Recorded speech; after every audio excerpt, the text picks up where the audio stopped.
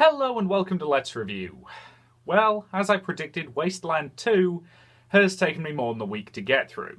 And since the last time I did one of these, I promised to continue off where I left, I think it is time to once again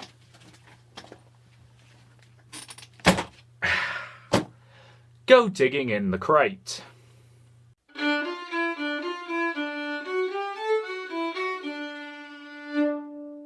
The last time I did a digging in the crate, I talked about Crysis, a game I really rather like.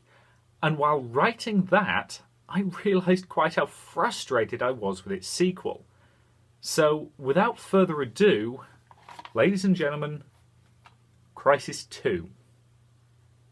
Richard, my issue here is that I happen to know for a fact that you like Crysis 2. Maybe, but that doesn't mean it doesn't frustrate me. I want to state right now, Crysis 2 is a good game.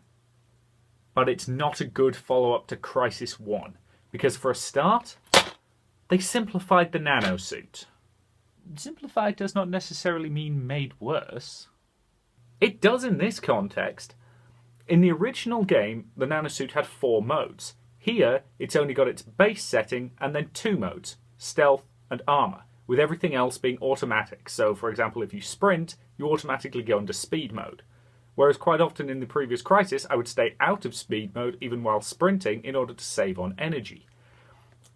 They also toned back the weapon customization a hell of a lot, so no more sniper scopes on shotguns, for example. Well, to be fair, that is rather silly. Shouldn't stop it being an option. Honestly, the 2 biggest problems this game has are things that compound on top of each other. The design of the aliens and the story. Gone are the glorious squid-like creations from the previous game, because now they wear humanoid armour, which doesn't make any sense at all given what was already established about them. It was also heavily implied in the previous game that they couldn't survive outside fully encased suits unless the temperatures were well below freezing. Whereas here they can wander around perfectly fine with massive gaps in their armour, and all that does is frustrate me and piss me off, because it leads to a massive change in their apparent endgame. Well, in the first game they seemed rather intent on freezing everything. Yeah, and in this one they're trying to wipe out humanity with a plague. The Ceph in this game have basically nothing to do with the aliens from the first Crysis, and the sheer number of continuity problems that come in over the course of this game are ridiculous.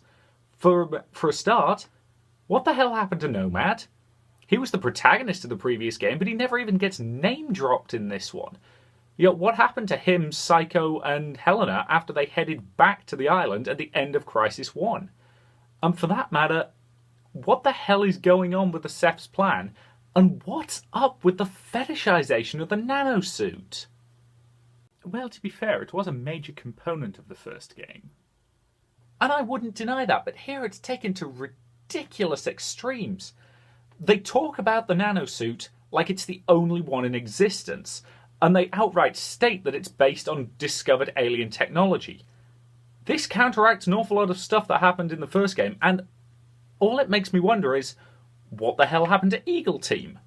I.e. the other nanosuit team that you encounter in Crysis Warhead. What about all those Korean Special Forces guys who had nanosuits of their own?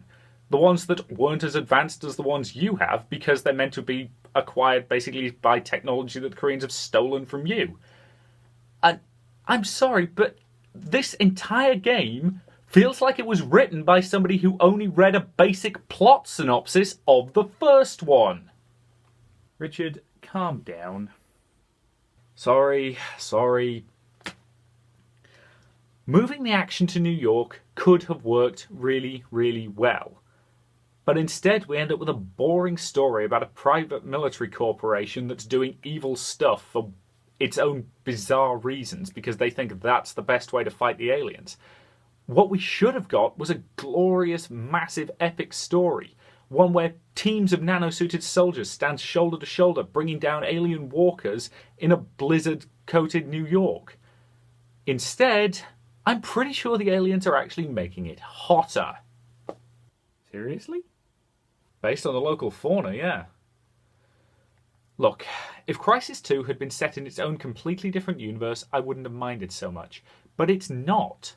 there are callbacks to the previous game. For example, your squad leader from the first game, Prophet, turns up, promptly dies, and hands over his nanosuit to the new protagonist, Alcatraz. And as a result, the PMC spends the entire game trying to kill you because they think you are Prophet. And you don't correct them because... Mute protagonist. Look, I'm not going to claim that Nomad had a lot of personality because, well, he had about as much personality as a cardboard cutout, but I will always take a voiced protagonist over a silent one, because at least they do occasionally do things. One of the most interesting sequences to me was the bit where you were inside the alien ship and Nomad was constantly narrating what he saw, and that actually got across an interesting bit of character. Alcatraz is a complete blank slate, and that's just not terribly interesting. Ultimately, Crysis 2 is not a bad game, but it is a terrible follow-up to Crysis because it doesn't seem to care about anything that was set up there outside of the absolute basics of the nanosuit, and even that, I think they made worse. Ultimately, if you just want to play it for the gameplay, you can probably have a great deal of fun with it. But if you're like me and you are looking forward to a proper follow-up to Crysis that followed on the story, let us know what happened to the characters, you are going to be very, very, very disappointed. There was a Crysis 3, which was actually released shockingly close to Crysis 2, to the point where a lot of people felt it was very rushed. But I was so disappointed by 2 that I've never actually played it. One day I might, and if I do, I'll talk about it then. Now, if you'll excuse me, I have a wasteland to be getting back to. I'll see you later.